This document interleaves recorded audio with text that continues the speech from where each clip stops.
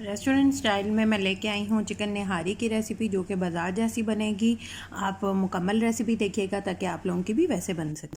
बिस्मिल्लाहिर्रहमानिर्रहीम, अस्सलाम वालेकुम। हुज़ैफ़ास किचन में सबका वेलकम है। मैं हूँ ज़ोहरा उमर।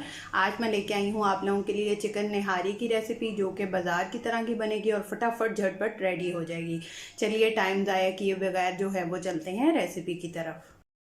बिस्मिल्लाहिर्रहमानिर्रहीम। सबसे पहले जो है वो हम डालेंगे 1 कप कुकिंग ऑयल।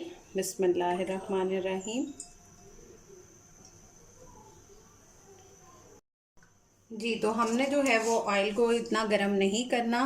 जब हम गरम ऑयल में अपना चिकन डालते हैं तो वो चिपक जाता है और जल्दी से जल जाता है। तो हमने जैसे ही ऑयल डालना है तो उसमें फिर हमने अपना चिकन ऐड कर देना है। आप बोन्स वाला भी ले सकते हैं और बोनलेस भी ले सकते हैं। मैंने बोनलेस लिया है